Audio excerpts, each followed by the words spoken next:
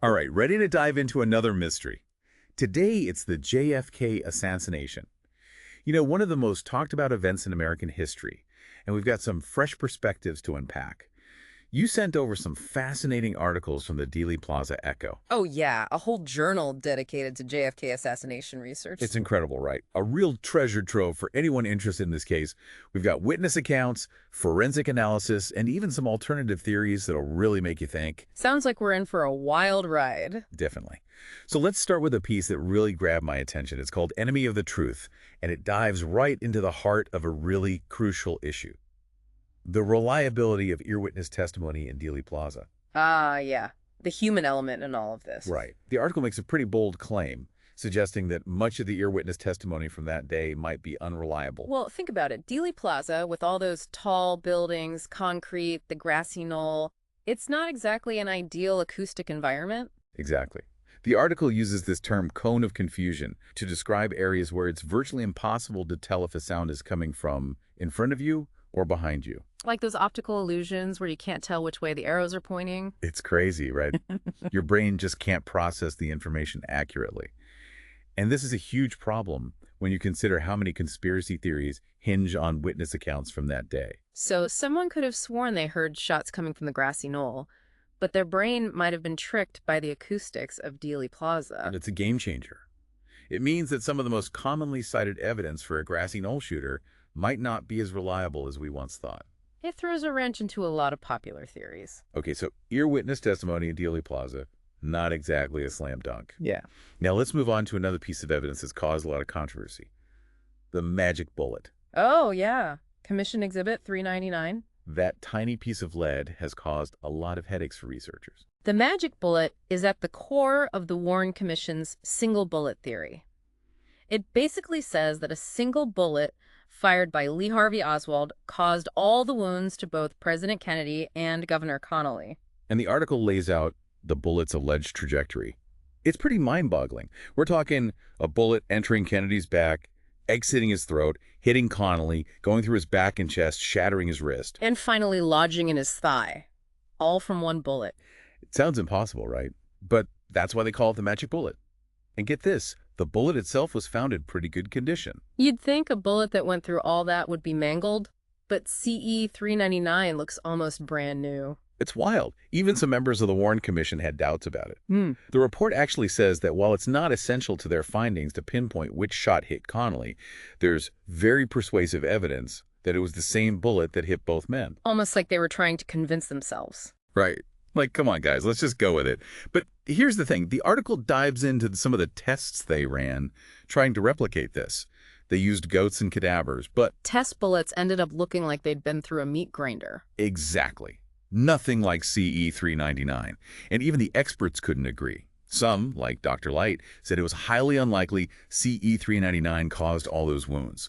Others, like Larry Sturtevant, argued it was possible, but only based on his velocity calculations. So even if we could somehow accept that this one bullet did all that damage, the article points out another huge issue: the chain of custody. Yes. That old chestnut. It's a mess in this case. Like Tomlinson, the guy who found the bullet. He couldn't even say for sure which stretcher it came from. Was it Kennedy's, Connally's? Who knows? And there are these discrepancies in the FBI reports, conflicting accounts from the people who handled the bullet, almost like nobody was paying attention to this super important piece of evidence. And don't forget the weight discrepancy. The bullet weighed less than it should have if it really went through all that stuff. Yeah. It makes you wonder if maybe the single bullet theory, which is, you know, a big part of the Warren Commission's conclusion that Oswald acted alone. It might be built on a very shaky foundation. Exactly. Like, what if CE 399 didn't cause all those wounds? What does that mean for the whole lone gunman theory? Speaking of Oswald, let's shift gears and talk about his famous Patsy Declaration and what it might tell us about his role in all of this. Right, because the common belief is that Oswald stayed silent during his interrogation. But this article presents a different perspective, based on Alec Rosman's research. Rosman suggests that maybe Oswald actually did talk. And that there might be a reason why those statements never saw the light of day. Now that's interesting. What makes him think that? Well, there's Oswald's behavior during his arrest and questioning. The guy was super calm, almost eerily so. Yeah. Like if I just assassinated the president, I think I'd be a little more freaked out. Right. But Oswald was almost detached from it all, like he was playing a part in Yeah. some weird, twisted movie. And then there's the fact that we have practically no record of his 12 hours of interrogation. No detailed notes, no recordings, no transcripts. It's like someone went to great lengths to make sure his words just disappeared. And the article quotes Will Fritz, the lead detective on the case, saying something pretty wild to the Warren Commission. He said, "Washington knows more about Oswald than I do." That's a pretty big statement, wouldn't you say? It's a bombshell. What's that supposed to mean? It definitely raises some red flags. Yeah. So Rosman argues that maybe Oswald's patsy comment wasn't just a random outburst. But a way of trying to tell us he was part of something bigger. And you know what's really strange? Oswald seemed genuinely surprised when they officially charged him with Kennedy's murder. After hours of questioning about it, yeah, that's bizarre. It's like he thought someone was going to come and save him. Like he was part of some secret operation and he was the fall guy. Okay, so we've got unreliable ear witnesses, a magic bullet with a shaky chain of custody. And a potentially talkative patsy who might have known more than he let on. It's clear that this case is way more complex than we've been led to believe. But here's the thing. It gets even more intriguing. The article also touches on the possibility of two Oswalds. Two Oswalds? Hold on, are we talking about a doppelganger here? Well, the article doesn't say that outright, but it points to some really interesting discrepancies in Oswald's height. Height? That's an odd thing to focus on. I know, right? But get this, official Marine records list him as 71 inches tall. Okay, so that's pretty consistent. But then, after his return from the Soviet Union, most records have him at 69 inches. Whoa, that's a 2-inch difference. Is that just a measurement error or something more? The article doesn't give a definitive answer, but it lays out the evidence, and it's pretty compelling. Like, the height recorded during his pre-defection medical exam is totally different from the measurements they took after his death. So before the Soviet Union, he's consistently 71 inches, but after, he's 69 inches. That's strange. And then there's his in-tourist guide in Russia, who described him as being medium height. Which, if you think about it, wouldn't fit a 71-inch guy in Russia. The average height there was around 69 inches. Exactly. So was there really another man out there posing as Lee Harvey Oswald? And if so, why? The article throws out a few theories, but it's really up to us to try to connect the dots. That's like this whole case is one giant puzzle. And just when you think you've got a piece figured out, another one pops up and throws everything into question. It's what keeps us coming back for more. And speaking of more, we've got a whole other group of individuals who've become a focal point for JFK researchers, the Pergola Boys. The two boys who appear in photos and film footage on the grassy knoll right after the assassination. This part of our deep dive is based on Chris Scali's article, Alan Smith and Friends, and it focuses on these boys and what their presence might tell us. So lay it on me, who are these Pergola Boys? Well, they're first seen near the Texas School Book Depository just before the shooting happens. They're pretty close to where the shots are believed to have come from. Okay, that's already a pretty significant detail. They're right in the thick of it. Right. And then, as the shots ring out, they run for cover towards the pergola, which is right there on the grassy knoll. So far, so good. I mean, that's what you'd expect, right?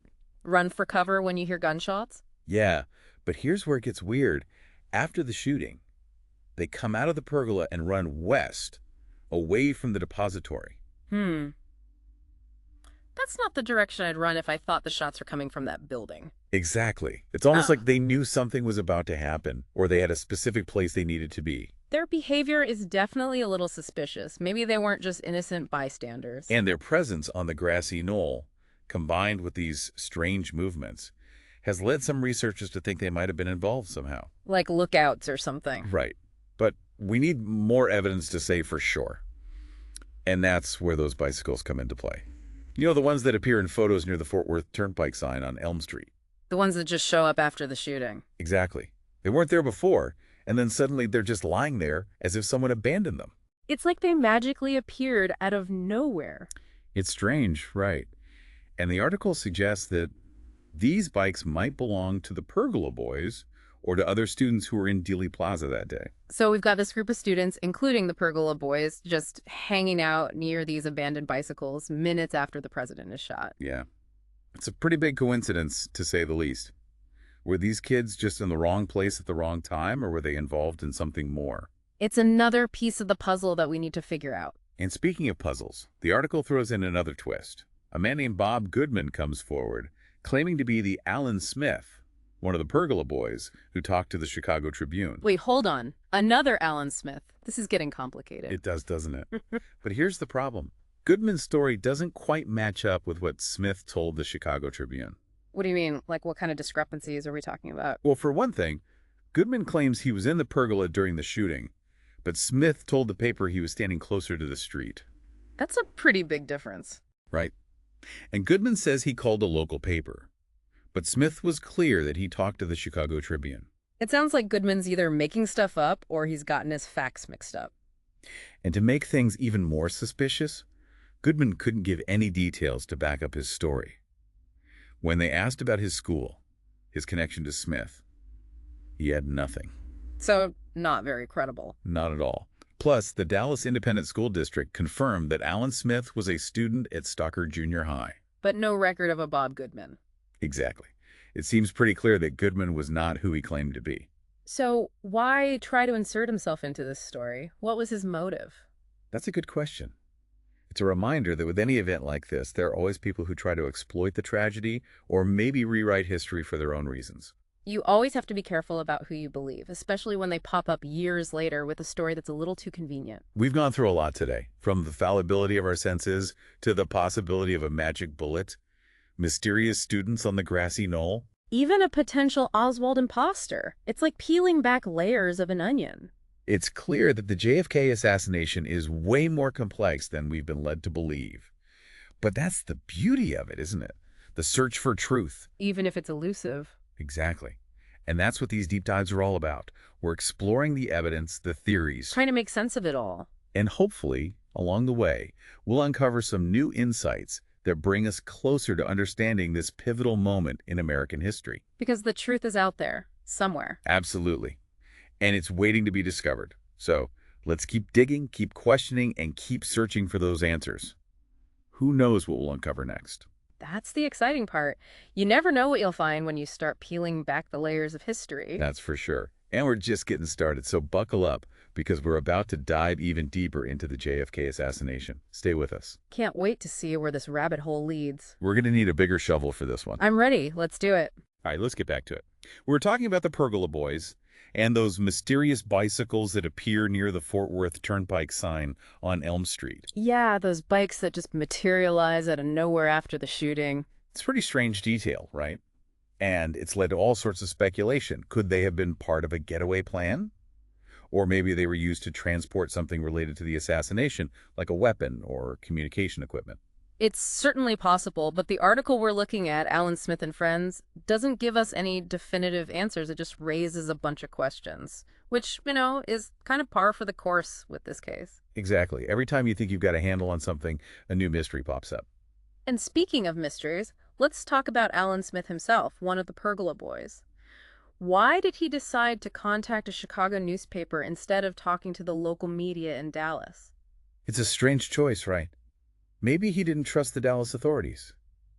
Or maybe he was afraid for his safety if he spoke to the Dallas police. It's possible. The article explores those possibilities, but ultimately we're left with more questions than answers. Were the Pergola boys simply witnesses who happened to be in the wrong place at the wrong time, or were they involved in something more? We might never know for sure. But one thing's for certain, their presence on the grassy knoll, combined with their strange movements and those bicycles, adds another layer of complexity to an already complicated case. And just when you think it couldn't get any more complicated, we have Bob Goodman coming forward, claiming to be Alan Smith. Oh yeah, that was a wild goose chase, wasn't it? As we discussed earlier, Goodman's story just didn't hold up. Too many inconsistencies with what the real Alan Smith told the Chicago Tribune. It's a reminder that we have to be careful about what we believe, especially when it comes to a case like this, where there are so many conflicting accounts and dubious claims. Exactly. It's a good lesson in critical thinking. Always question your sources, always look for corroborating evidence, and always be skeptical of anything that sounds too good to be true. Because with the JFK assassination, it seems like everyone has an opinion, a theory, or a story to tell. But separating fact from fiction can be a real challenge. It's like trying to sift through a mountain of sand to find a few grains of gold. Well, let's keep sifting. We've got a lot more ground to cover, and who knows what other treasures we might unearth. I'm ready to dig in. let's continue our deep dive into the JFK assassination. Right on, let's get to it. You know, it's incredible how the JFK assassination, even after all these years, still has the power to surprise us. It really does, and that's what makes these deep dives so fascinating. There are always new angles to explore, new pieces of the puzzle to uncover. Speaking of puzzles, let's revisit that Magic Bullet Commission Exhibit 399. We touched on it earlier, but I think it deserves a closer look. Oh, you mean the one that supposedly went through both Kennedy and Connally? Exactly. Remind us again what makes this bullet so magical. Well, the Warren Commission concluded that this single bullet fired by Oswald caused all the wounds to both President Kennedy and Governor Connally, remember? Right, the single bullet theory. It's kind of mind-boggling when you think about it. 1 bullet, 2 bodies, 7 wounds. And the article really breaks down the alleged trajectory. It's a lot to take in. It enters Kennedy's back, Yeah. exits his throat, then hits Connally, goes through his back and chest, shatters his wrist. And finally ends up in his thigh. It's crazy. You'd think a bullet that went through all that would be totally mangled, but CE 399 looks almost brand new. Almost like it went on a little sightseeing tour of their bodies. There's no wonder people call it the magic bullet. Right. And, you know, even some members of the Warren Commission themselves had doubts about it. Yeah, the report itself kind of tiptoes around it, saying it's not essential to their findings to determine which shot hit Connally, but there's very persuasive evidence it was the same bullet. It's almost like they were trying to convince themselves as much as the public. Exactly. Like, okay, guys, we're going with this. Let's just make it work. But then you have those tests they ran. The ones where they tried to replicate the bullet's path using goats and cadavers. And the results. Not exactly a slam dunk for the single bullet theory. Those test bullets were a mess. Totally shredded. Nothing like CE 399. And even the experts couldn't agree on whether it was even possible. Dr. Light, who examined the wounds, he was really skeptical. He thought it was highly unlikely that CE 399 caused all that damage. But then you have Larry Sturtevant, who argued it was possible, but only based on his calculations. So even if we could somehow believe this one bullet did all that, there's another big problem that the article points out, the chain of custody. Oh, man, the chain of custody. In No. this case, it's a nightmare. Tomlinson, the guy who found the bullet, he couldn't even say for sure which stretcher it came from. Was it Kennedy's? Connally's? Talk about a crucial detail. It's a mess.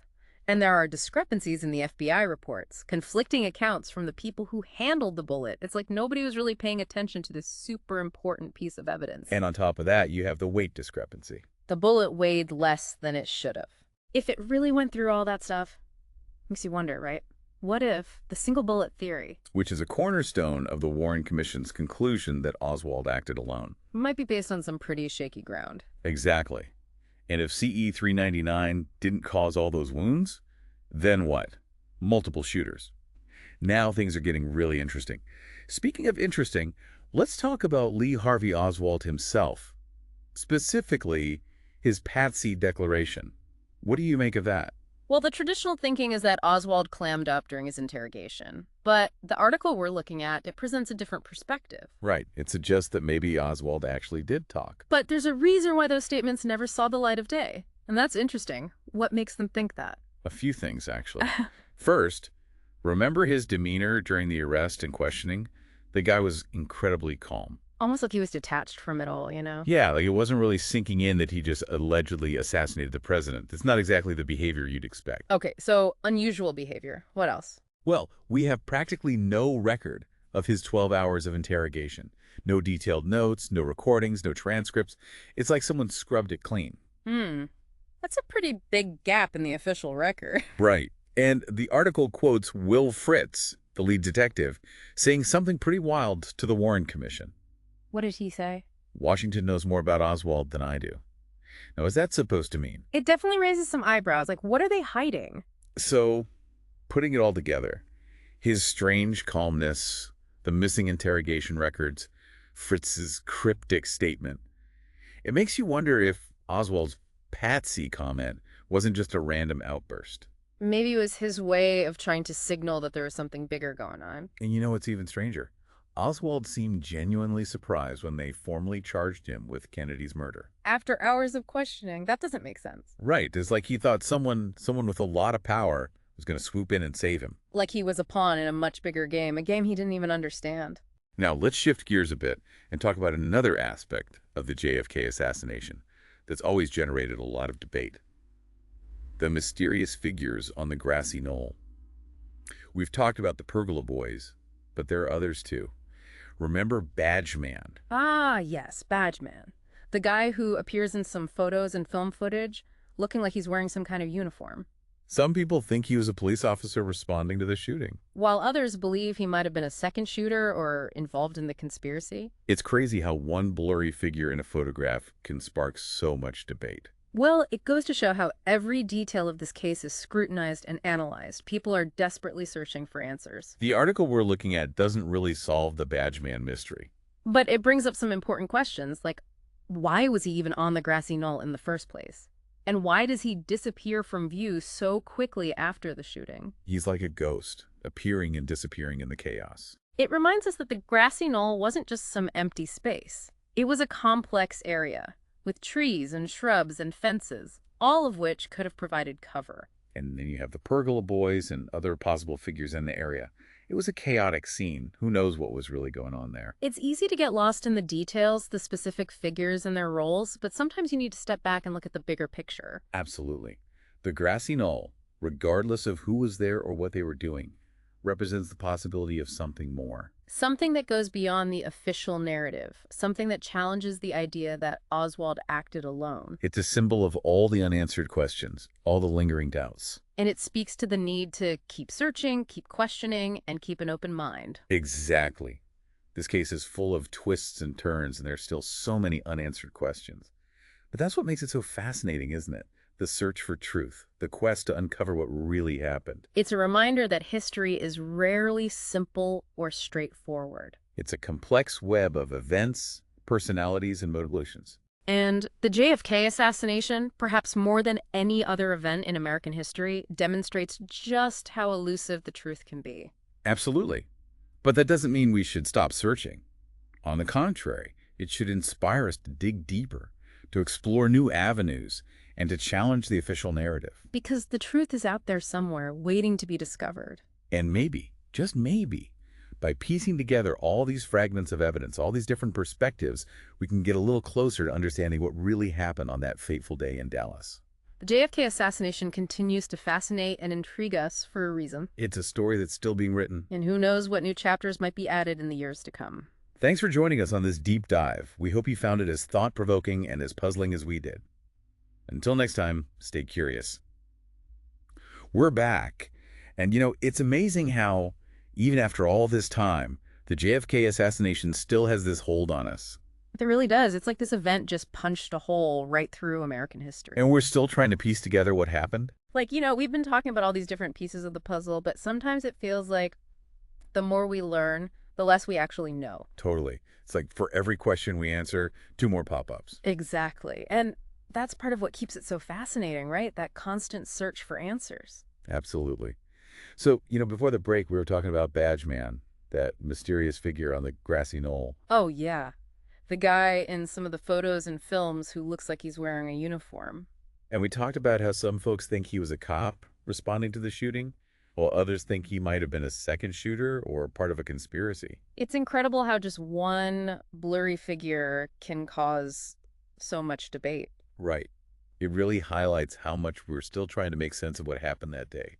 And it shows how powerful images can be, especially in a case like this where every detail is under a microscope. So, the article doesn't really solve the Badge Man mystery, but it does make you think. Yeah, like why was he even on the grassy knoll in the first place? And why does he seem to just vanish so quickly after the shooting? It's like he was only there for that one brief moment.